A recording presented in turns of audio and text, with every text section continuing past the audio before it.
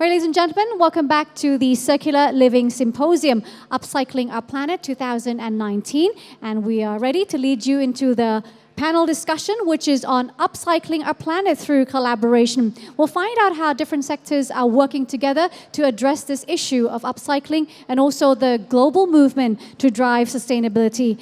So without further ado, ladies and gentlemen, I'd now like to invite our panelists to the stage.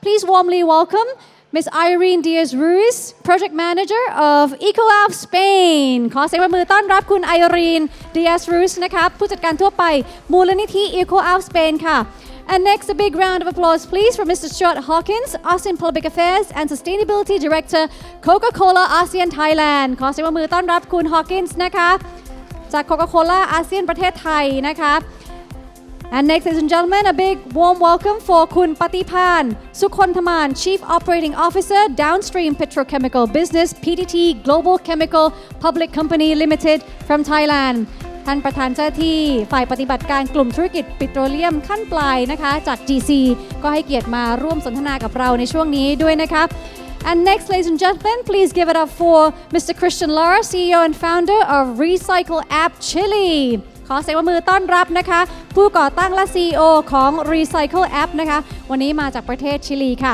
And also welcoming back to the stage is Mr. Arthur Huang, CEO and founder of MiniWiz. A big round of applause, please. จาก MiniWiz นะคะเดี๋ยวคุณอาร์เธอร์หวงจะกลับขึ้นมานะคะ And Miss Liligal Sadagat from National Geographic Society. It's great to have you back.And the moderator for this session is Dr. Tomas Koch, Senior Partner of McKinsey & Company. How about a big welcome for our moderator? And now I'd like to hand over the stage to our moderator.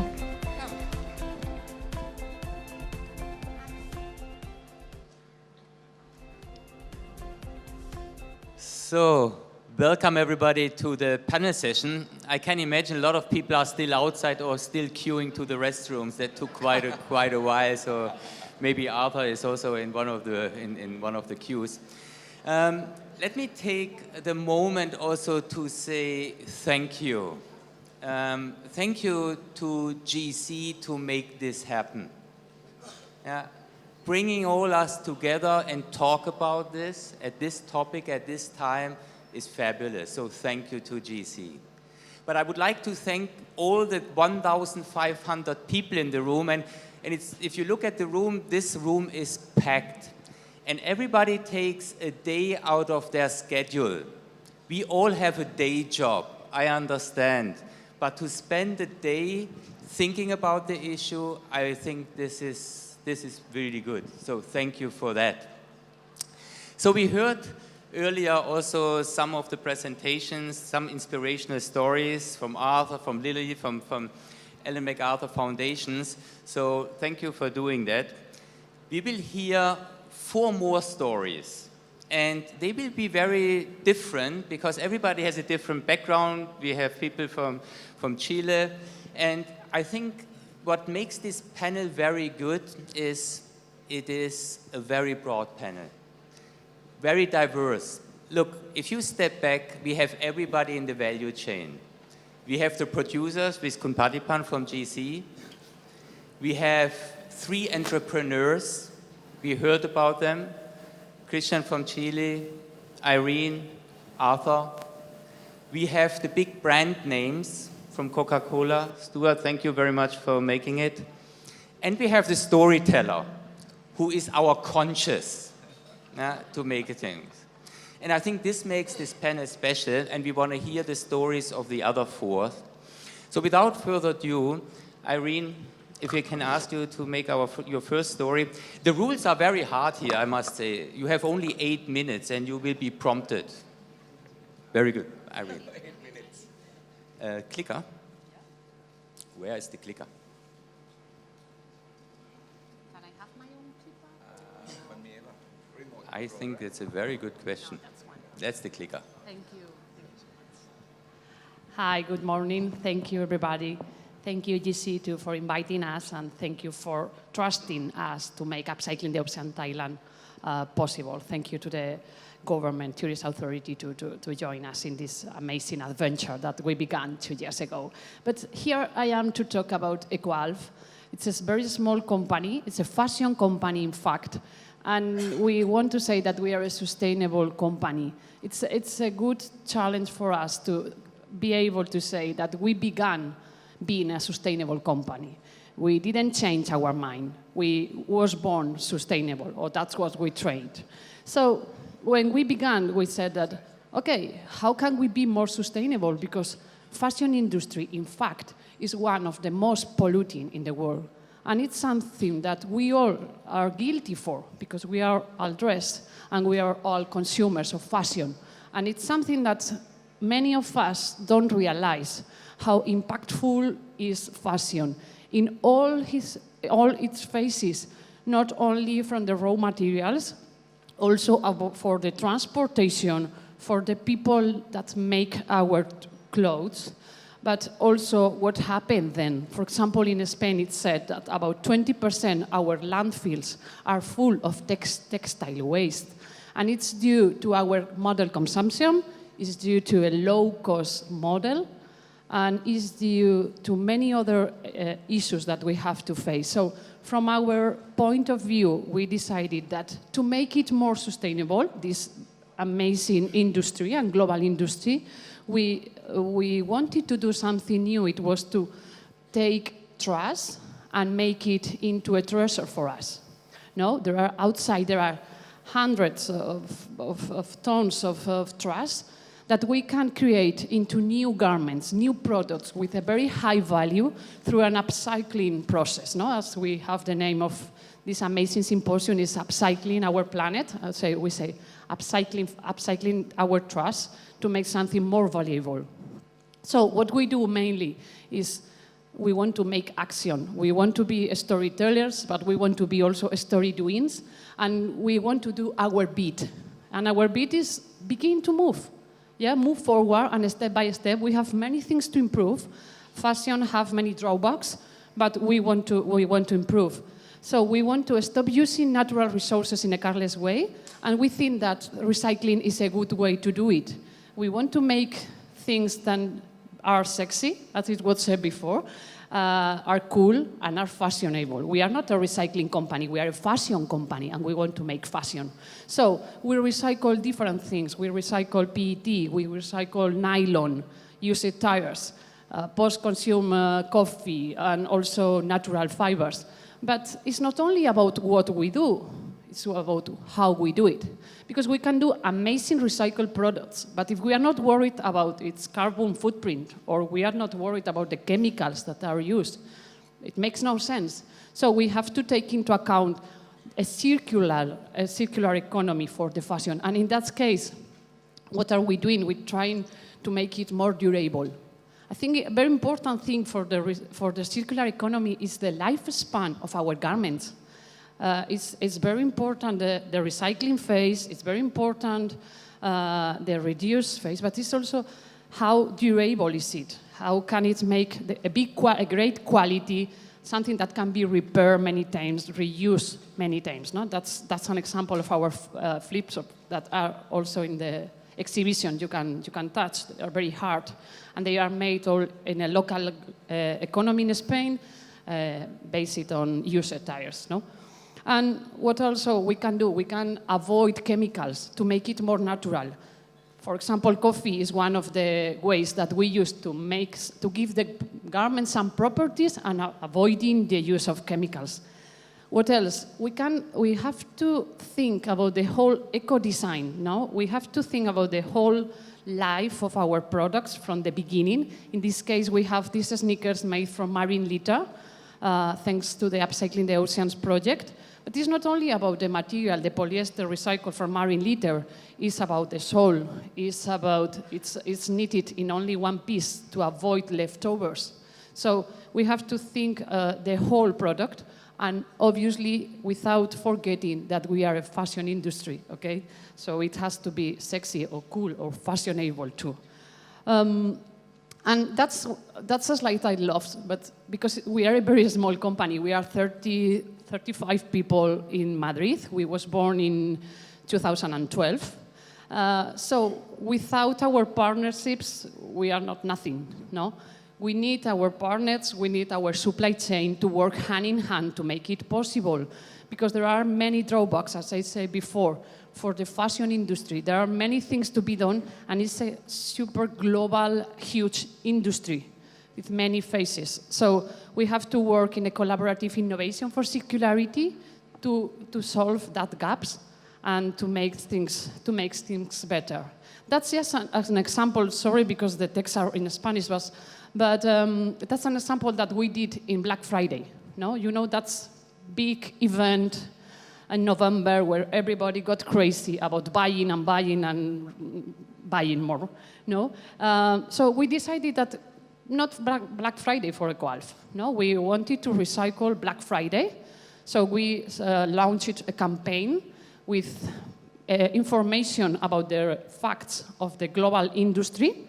And instead of doing sales for our clients, we say, okay, you have a garment from ECOALF. Okay, is it damaged? Yes. Okay, we can repair it for free. That's something quite easy and really cheap, in fact, with a huge impact, because our client decided to repair their garments for second hand or for reuse it or for a present instead of buying something new, instead of getting a discount. And it worked. In fact, we increased the sales that day. But it was not only about that, it was about raising awareness, about touching people and saying what's happening with the fashion industry, what can be done, and what can we do as citizens, no? Because it's, I was saying in our claim, there is no planet B, because there is no planet B, neither there is an ocean B. So if we really want to make the difference, even with doing our bit, we have to begin to change our mind and think ourselves, how are all we dress? What was it made? Is it necessary? Who did it? That's kind of question that would really make the difference, because there is no planet B. Thank you. Thank you very much, Irene, for your story. Really appreciate. So if we move from a small attacker, if I may say so, to a larger company with brands, Stuart, how do you deal with circular economy and these type of things? Sure, thanks. And thank you, Thomas. Thank you, PTT, for the kind invitation to be here. Let me just see if I can get these slides up. Great.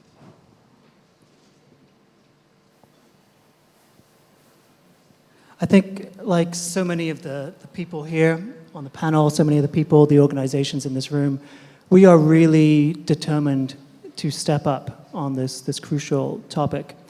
And it was really with that in mind that in January last year, we launched something called World Without Waste, which is a really big goal. It's a goal that by 2030, we're going to help collect and recycle 1 bottle and 1 can for everyone that we put into the marketplace. And so it's a massive undertaking. It's extremely ambitious, and it's a really big priority for us. We're really committed to pursuing this with our partners. And so what I thought I'd do, just to bring some life to this, is share with you a video that talks to the vision. This was put together by our Philippines team. Philippines is our largest market here in Southeast Asia. And that will talk a little bit about the vision, what we're trying to do, and how it fits in with everything we've been talking about this morning in terms of a circular economy. Coca-Cola imagines a world where waste is not wasted, and instead makes its way to a place where trash can transform. From something forgotten after use, to something of value and with limitless use. From something that is thrown away, to something that creates communities that thrive. From a reimagined resource to something that has a life beyond its initial use. Transforming ways of living that generates jobs, inspires dignity, and creates partnerships by creating something that can be used over and over and over and over again. Refreshing the planet and paving the way for a better future. This is the vision of Coca-Cola. To collect and recycle every bottle or can we sell by 2030. But we can't do it alone. Together as one country, one community, we can turn the vision of a world without waste into reality. Let's go beyond good and refresh the way we see our waste for a better tomorrow. Be part of our journey.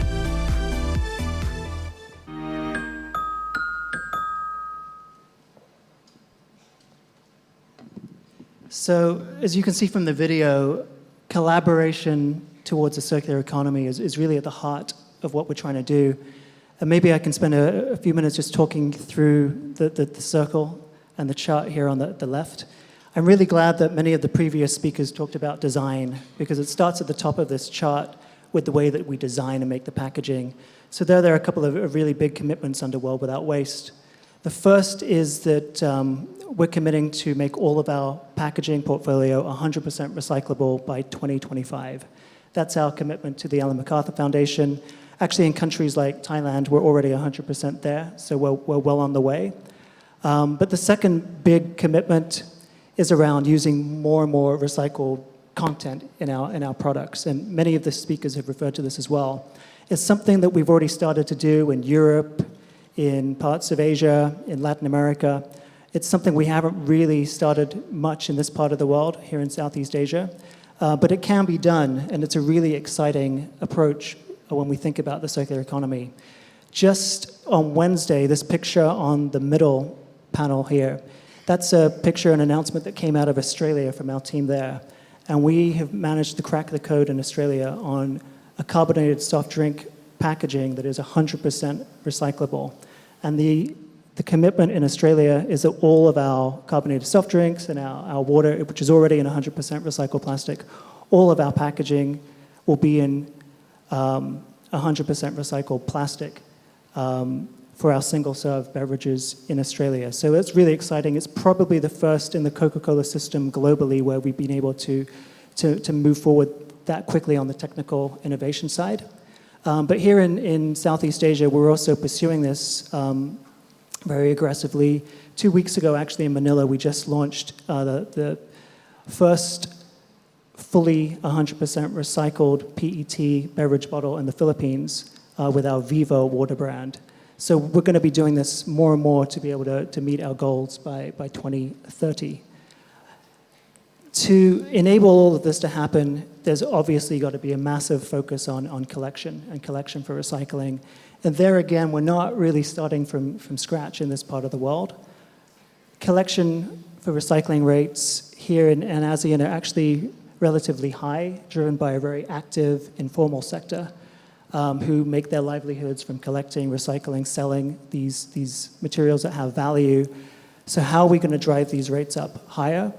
Well, I guess the answer is we're not going to be doing this alone. We've learned from great case studies in South Africa, in Mexico, where the industries come together with voluntary, industry-led kind of packaging recovery organizations that drive up these rates year in, year out by doing really sustainable programs that empower the informal sector. And so we're going to be copying that approach and rolling that out across Southeast Asia.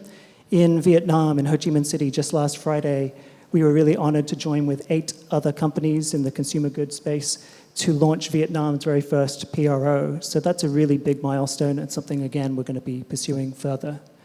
And then the final piece of the puzzle is, I guess, the top left-hand part of this diagram, and that's how we close the loop and turn and make old bottles into new bottles again. And that obviously takes infrastructure, it takes investment, it takes collaboration and partnership. Again, we've been doing this with food-grade recycling plants in many places around the world, and it's something that we're going to be pursuing very actively here in ASEAN. Again, just this month, we announced our commitment to invest behind the very first PET food-grade recycling facility in the Philippines that's going to be online in 2020. So that's indicative of how we're trying to drive the circular economy. So if I was to sum up the strategy and sum up where we're trying to take this over the next decade, it's really around 3 areas. One is design, and design for recyclability, design for circularity. The second area is collect, make sure we bring the bottles back to be used again and again and again, drive up those collection for recycling rates. And how we're going to do this is through partnership at the global level, at the regional level, at the local level, and at the very, very grassroots level. And so we're very optimistic this can be done. I mean, I think everyone in this room recognizes that there is a problem, but the good news, it's a solvable problem. And with symposiums like this, and with all of the engagement we've had over the last year and a half into this journey, we've seen a lot of positive energy. And so we're excited and very committed to the journey ahead. Thank you very much. Thank you, Stuart. That was very clear. I like the simplicity of the strategy, very clear. If we move now upstream, if I may say, so not to the bottles, to the producer of the raw materials of the bottles. If you look at this, what do you think? How is GC dealing with this? It's overwhelming. But we think this one is our opportunities. Because we cannot avoid social, environmental requirements. We need to follow what the world requires, and we need to preserve our beautiful worlds. At PTGC, actually, we're aiming to reducing the single-use plastic grades, which we are producing 150,000 tons per year, to be zero in the next 5 years. By turning the single-use plastic grades to become a more durable one. As world trends go up and require more durable, more good qualities plastic products. Just imagine automotive, right? The EV trend is coming. Weight reductions will be the key. You may imagine in the past, maybe 20, 30 years ago, a compact size car weighs around 900 kilos. At this time, the compact size car weighs about 1,300. This is because of safety requirements and a lot of luxury requirements. By changing into batteries, the weights of car will be increasing, and therefore they need some new material for balancing it, right? You may see in the future a lot of important parts of car producing from plastic, which are maybe suspension beams, which someone is producing at this moment. Construction material require more durable, stronger, lighter. That's why PTGC is changing from 150,000 tons single-use grade plastics to be the more durable, which are those kind of pipes, constructions, growing ups, wire and cable, fiber, or large blow, right? But at the same time, when we're changing from 150,000 tons to durable one, how our customer will do, because they will not have the plastics to convert into the films any longer. That's why PTGC, which we are considered ourselves a technologies company. That's why we are investing long times ago, and sometimes in the past we are suffering bioplastics. We have both PLA, polylactic acids, and PBS, polybutylene succinates, where PLA now is producing there in the United States, and PBS is producing here in Thailand. We are trying to persuade our converter, the film converter, to help us testing the films producing from bioplastic, which is compostable one, right?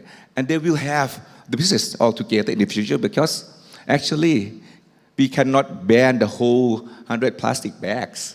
Some application plastic bags still need to be used, and we offer the choice to them, utilizing plastic bag with biocompostabilities. For the recycle, actually we are now studies a recycle plant's capacity of around 35,000 tons are PET, and 15,000 tons are PEs. And we are producing food grade as well. So if Coca-Cola is interested in the future, it's okay. The key success of these recycle plants is not building the plants. It's not selling the products. Because the product at this moment, people require a recycle. But the collections, I like the words that Kun Ying Thongtip said in the morning, that returns. Everybody in these rooms, when we consume, and we're going to waste the products, think about returns. Returns to the right way. Return the best at its best quality. Some people in some country, they even clean the waste before they dump into the bins. If that is the case, we have a better qualities of bale. And once you have better qualities of bale, the yield of recycle is getting better. Right? This is what PTGC is going to do. But that one is recycle the plastics to become the same applications. But we also seeing another interesting, which that's why we are joining hands with ECOALF Foundations, having the Upcycling the Ocean project, Thailand, together. Because we say, actually, we don't have to recycle to become the same products. We can recycle products to having higher values. The upcycling comes from up values the recycled products. That's why it comes to upcycling. And it's need join hand with a lot of people in the supply chains, designer, producer, and everybody in the supply chains. And we're doing that because we need to create awareness to everybody. We need to create awareness to the user, right? It's good that once we talk about this kind of collaboration with our supply chain partners, everybody is willing to do with us, right? Come back to the bioplastics. At this moment, people complaining about bioplastics that is very expensive. For the PLA, sometimes it's more expensive than normal polyethylenes, maybe 2 times. For PBS, even more expensive than that. Because at this moment, we are in the early stage of bioplastic productions. But just consider this. Thailand, we are agriculture countries. We have a lot of sugar. Bioplastic, mostly made from sugar base, right?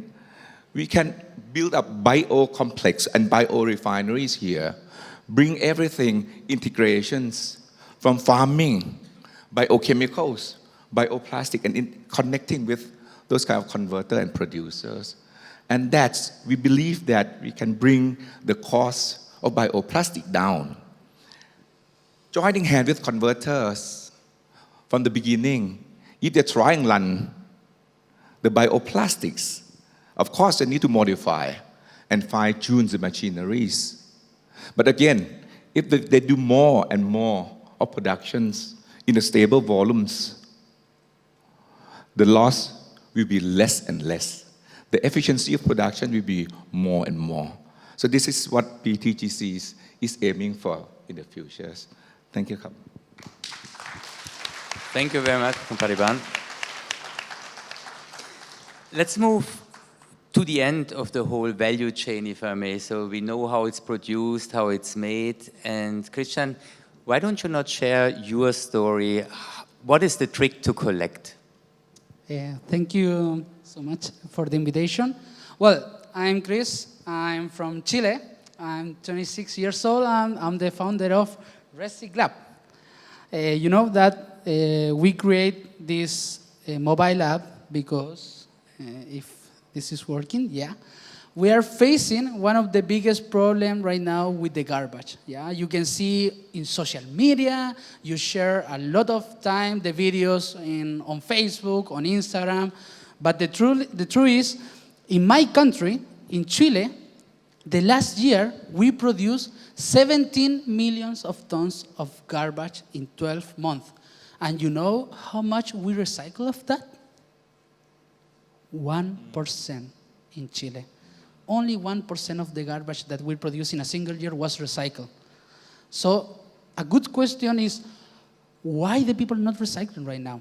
And the numbers are clear. 40% of the people don't know where or how to recycle. Some people don't want to recycle, and others don't have time for doing this process.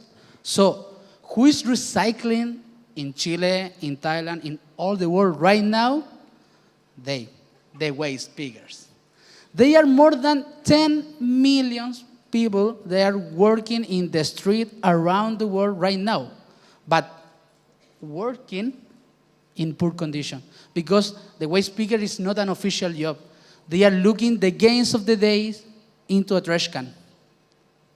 That is why we create RecyClub, a mobile app that connects people who have reusable material in their house, in their apartment, in their office, in their building, and we connect directly with waste picker.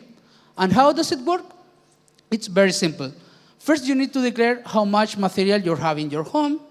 Then we create optimized route and we give to the waste picker.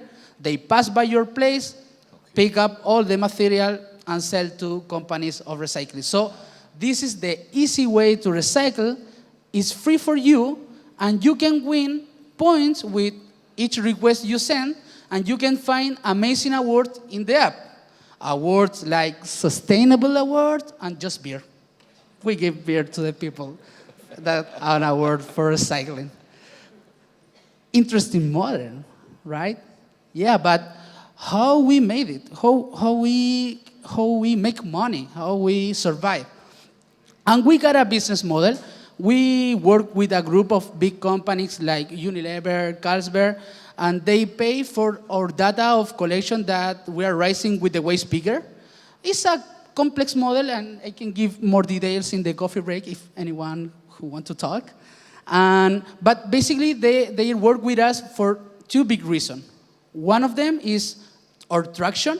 We had incredible numbers, like in social media, count of followers, and we got more than 20,000 users in the app in Chile.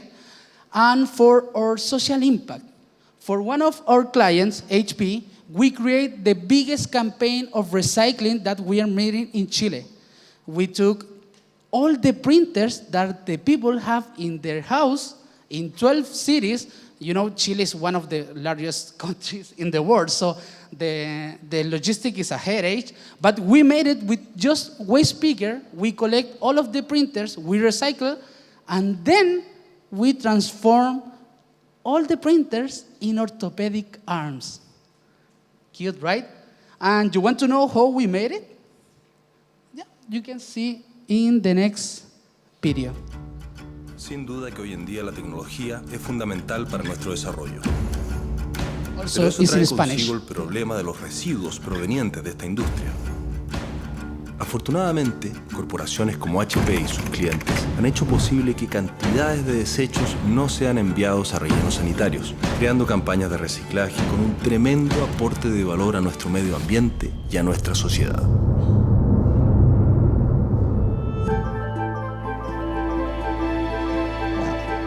HP, en esta búsqueda de darle un destino sustentable a los distintos productos que tienen las personas en su hogar y que potencialmente se pueden convertir en un desecho peligroso, contactó a RecyClub para co-crear esta campaña que buscó finalmente transformar cientos de impresoras que fueron recolectadas y se le dio un destino sustentable.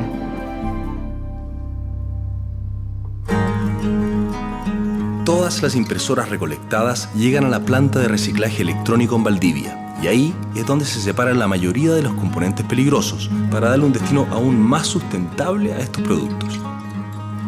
Hola Cristian, ¿cómo estáis? Aquí tenemos todas las impresoras que se han recolectado en esta campaña. Cuéntame tú, en esta planta, qué es lo que vamos a hacer o qué es lo que hacen ustedes con estas impresoras. Llegó la impresora acá, se desarma, se desmembra completa. Dentro de lo que se recupera, el 70% es plástico, ABS. Ese plástico se retira, se le saca todo lo que es el metal, de ahí pasa a una máquina chipeadora que lo pica y lo transforma en pellet. Y este pellet se va a Santiago, donde lo ocupan como materia prima para las impresoras 3D. O sea, de una impresora que se recicló, tenemos una gran cantidad de material y de ese porcentaje de material, mucho material va a ser plástico que sirve para ayudar. En Cactus nosotros fabricamos filamentos para impresoras 3D a partir de residuos plásticos. Es muy importante que una gran empresa como HP se involucre y confíe en nosotros y que nos motive durante todo el proyecto. Nosotros tomamos los residuos plásticos que ya fueron preprocesados y los sometemos a nuestra línea de extrusión para transformar este pellet de plástico reciclado en filamento para la impresora 3D. HP ha orquestado toda esta colaboración para ayudar a nuestro planeta, pero también para incentivar soluciones que cambien la vida de los que habitan en él. Aquí se hace todo el diseño, los elementos, las partes a imprimir y después se traspasa a la impresora. La impresión 3D es esta maquinita, funciona con plástico, como un carrete de hilo de plástico y se va derritiendo y va construyendo las prótesis. Llevar a esto una prótesis es como darle un uso útil a los distintos materiales que se están botando actualmente. Todo esto lo acompañamos con un proceso de rehabilitación y seguimiento para cada uno de nuestros beneficiarios, que viene a ser una parte muy importante para que podamos sacarle el gran provecho a la prótesis y también ellos se puedan como involucrar dentro de las actividades de la vida diaria normales. Y ya cuando se le entrega y ven la funcionalidad, es un mundo nuevo.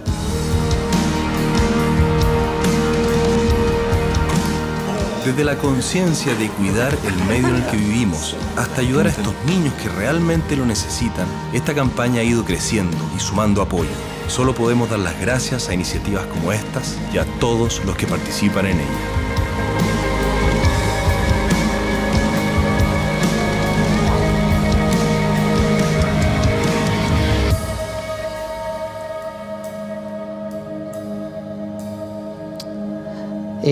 If you didn't understand that, it's okay. Between Chilean, we didn't understand each other. Chilean and Spanish, one of the most difficult languages in the world. But you can understand the context. We transform printers in orthopedic arms for these kids in Chile. So, the question is, where are you waiting? What are you waiting to start to recycling? And you could join us. Join us to the waste picker and shake the world and fight against the climate change. Thank you so much.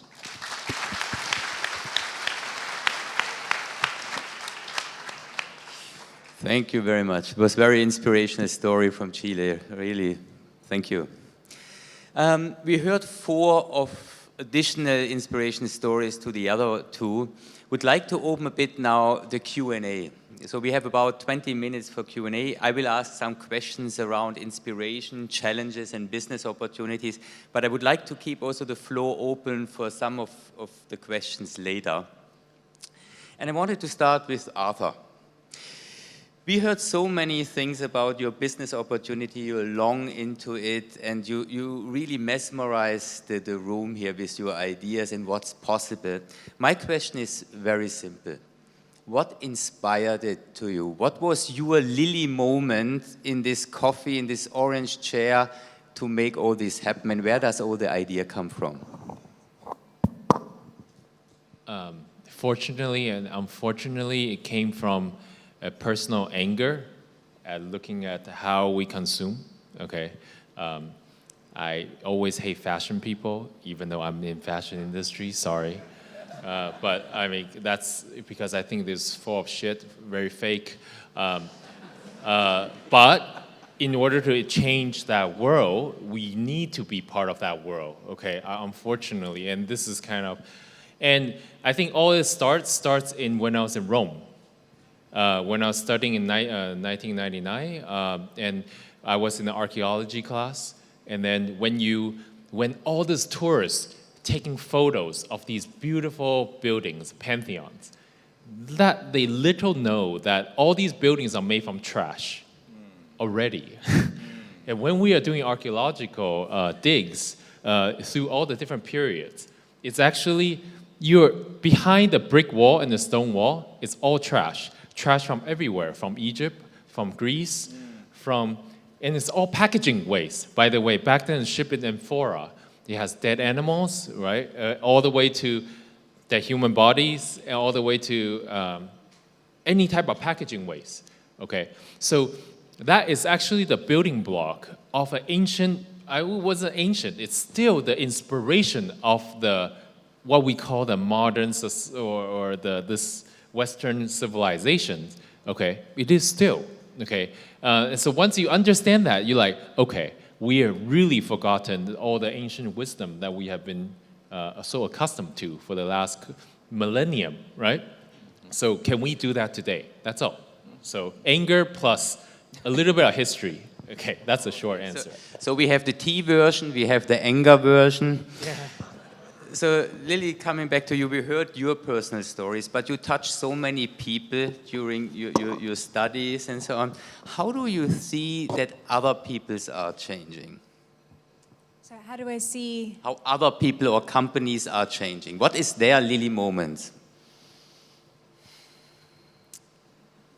People are changing when they're inspired by other people.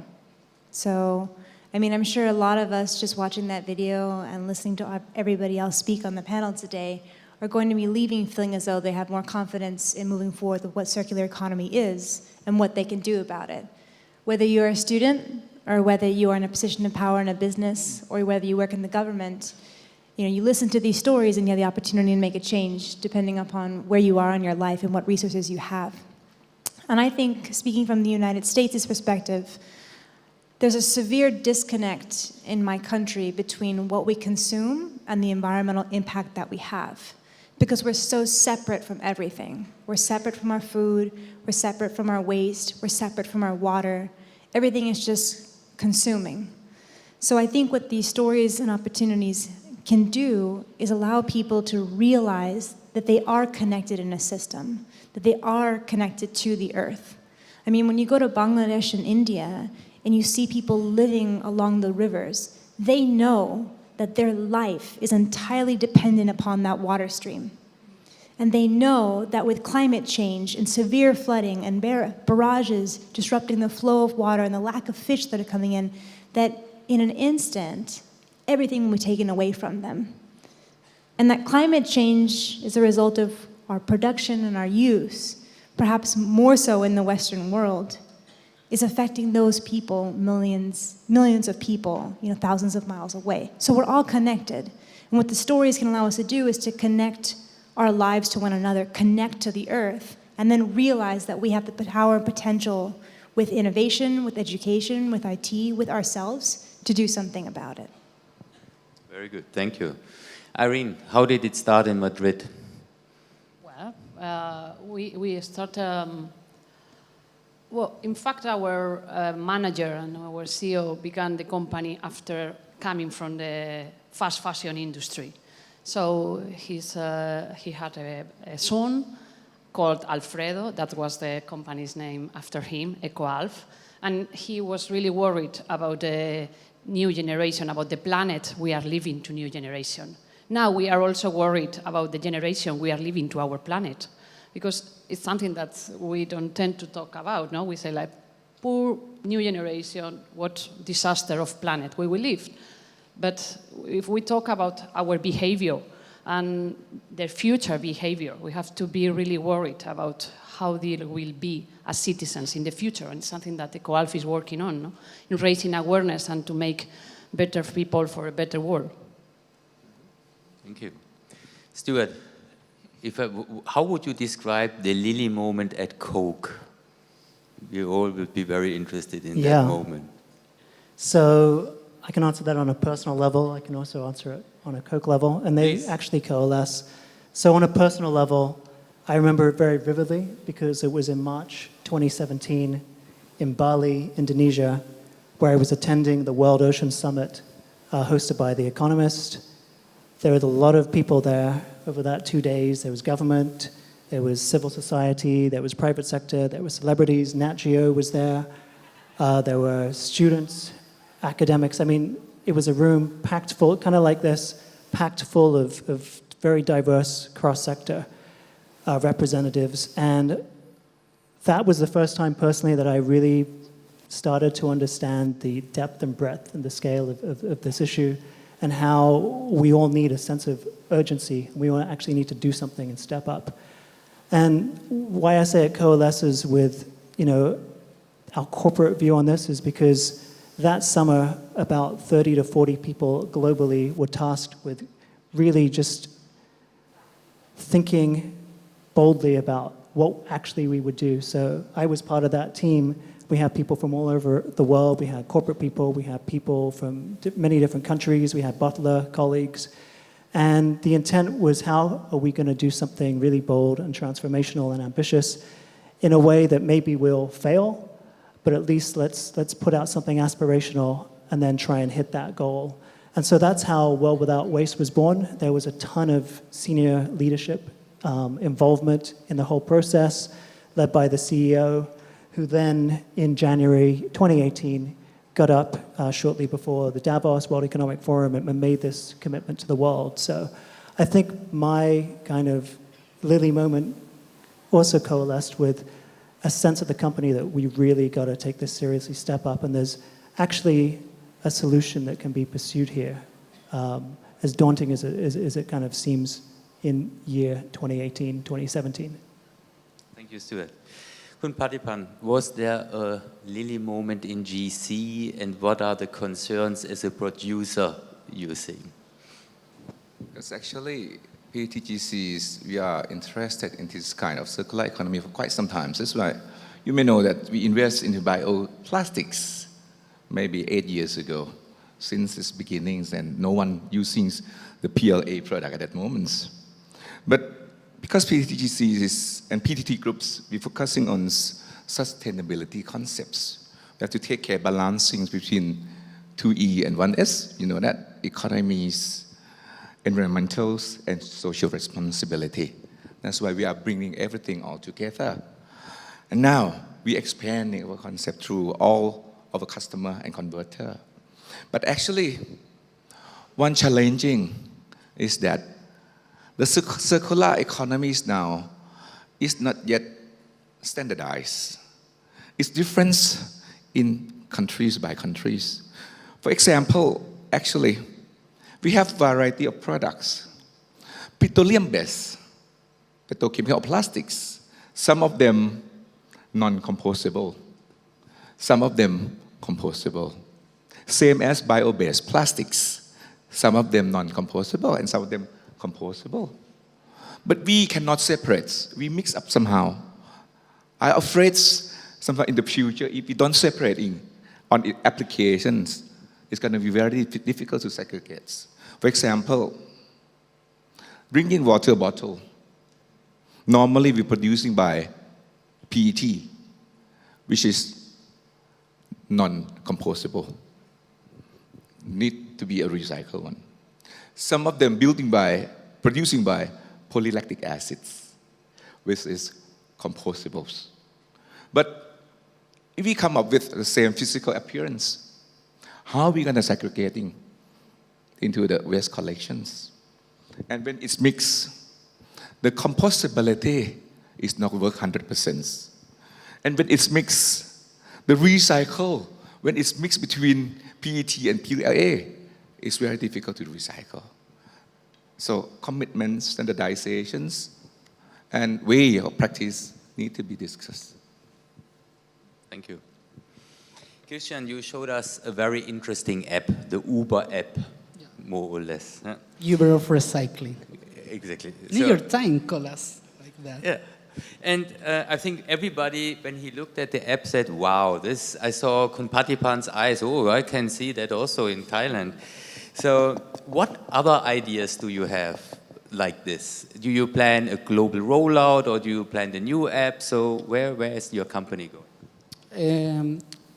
I think one of the most innovation idea I ever seen is one of my partners in the campaign of with HP is Cactus. That is their name, and they transform all the plastic that you cannot recycle easily, like PP, HDPE, ABS, and they introducing a new process, and they transform in filament for 3D printer, and then you can create anything you want. So basically they are taking all the plastic you cannot recycle and create all you can imagine. So glasses, keychain, sunglasses too, orthopedic arm. So I think that is one of the most innovative ideas I've ever seen. For us, it's an honor to work with them. Yeah. Thank you.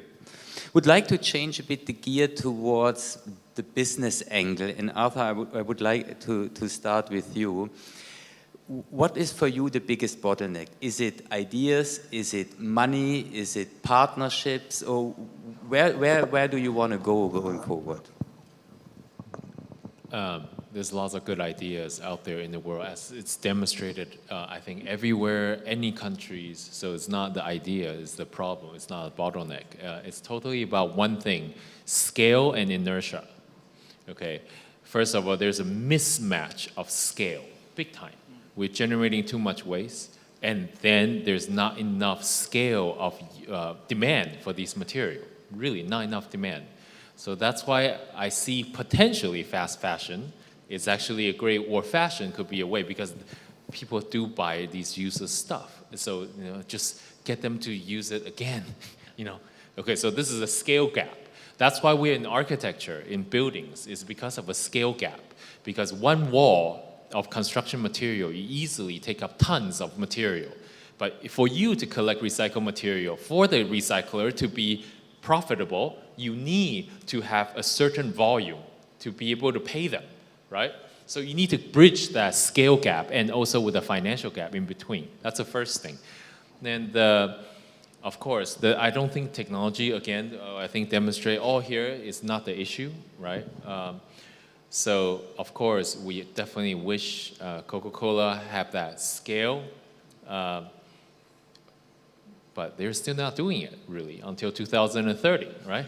Okay, so there is still we work with Coca-Cola. We work in your headquarters. Do you remember TerraCycle? Do you know, we were in that program from the very beginning. I'm sorry to put you on the spot, but, and that program went bust. Every time there's a good program, they have a proclamation to 2020, and then again, program disappeared, So this is, again, I just want to demonstrate, use as an example for human inertia. It has nothing to do with the technology or with the great idea coming from the executive, but like when you're going through a big organization like Coca-Cola, there's so many human inertia in that whole supply chain. It's not just like, I cannot preach to everybody, like, anyone who work with me or eat lunch or whatever with me, you'll get convinced to try to work with us, That's what we do, what I do. But imagine you have to do that in every layer. That inertia of not changing, it accumulates, it multiplies. And so that's the bottleneck, you say, inertia. So we need millions of Lily moments to overcome the inertia. Well, I think the inertia, the most easiest to do that is when it hurts the profit margins, when it hurts the money part, when the government is clamped down on certain things, because that hurts the profit margin, right? So it's survival. So once the survivability of what we do become necessity, environment is too far away, When you don't have enough money to bring home, that is very immediate. So when it hurts the immediacies, that's when urgency comes, and the inertia will disappear. Very good summary, thank you. So Irene, if I pick this topic of business, first of all, profits and so on, are you making profits, and what are for you the biggest challenges? Well, in fact, for us, the scale up is a point, no? Because at the end of the day, you have to explain your clients that you have, people say, oh, your garments are expensive. And we say, no, our garments have a fair price. It's not the same. They are not expensive for the environment, okay? So if you have into account the whole process, obviously the recycling process currently is still more expensive than the virgin materials. So we have to scale up this to make it more profitable. But also we need, I think we need to inform people. We need to be more transparent. Sometimes from companies, we feel terrifying about sharing information, about our traceability. But we have to take that as an opportunity. Like, if we have demanding clients, we will be better, we will be more competitive, we will be faster. And we have to take that as a challenge, in fact, to make it this profit to arrive, because we are all companies, and obviously we have to be also economical sustainable. But not only to be the more profitable companies in the world, we want to be the best companies for the world too. I think that's the key, the information for the clients. Very good. I get tactical signs to close it, but I have one question to our Coca-Cola friend. There is always the question of, does the customer pay for being conscious and we have recycled things? Do you see premiums in this game? I think we would want the consumer everywhere to have this mindset of choosing products and packaging with more and more recycled content. I don't think the consumer should have to pay like a premium, like it's some kind of niche product. I think the vision is, how can we make this the new norm in beverage packaging, where it's just like every product and every package is made with recycled material, and it just becomes an illustration that it's not some kind of abstract concept, but a reality that they're not going to have to think of as some kind of niche thing. So that's our vision, and I think we're going to get there.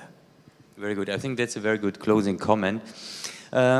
Unfortunately, we are running out of time. I know I had also prepared many more questions, but we have to finish. Would like to finish with saying a big thank you to our hot seats candidates here. Thank you very much. And maybe one learning from my side is, when we hear all these inspirational stories, this is not longer an initiative of 2 or 3 people. This is a movement which I think reaches an unstoppable momentum. And with that, I would like to close the session, hoping that you have many of your Lily moments going forward in your families. So thank you very much for your time. Thank you very much.